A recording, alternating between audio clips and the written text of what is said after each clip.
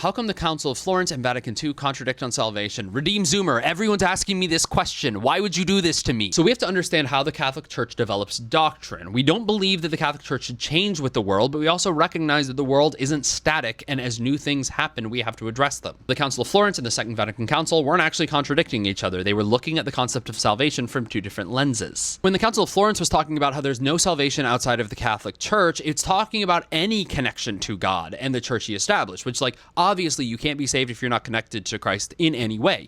Now, the way can be visible or it can be invisible. The Second Vatican Council says that there are people who are in other faiths who can still be saved who aren't inside of the church, and that is still true. Someone can have an invisible link and connection to God in the church that we don't know about, even if they are currently inside of another religion. And why? Well, because God set up the church, but he's not bound by what he sets up. We're not going to put a hold on God and say, sorry, man, you actually can't operate outside of the bounds which you establish, which obviously he can. He is God. I mean, that's the whole point of miracles. He says, hey, you are sick. Normally it would take time to heal this wound, but gobbledygook, congratulations, you can walk now. And if we're talking about the whole, if you don't believe X, Y, Z, you're anathema. Anathema is talking about someone who is inside of the church, whereas Lumen Gentium and the documents from Vatican II are talking about people specifically who are not currently in the Catholic faith. You can't be anathema if you were never in here to begin with.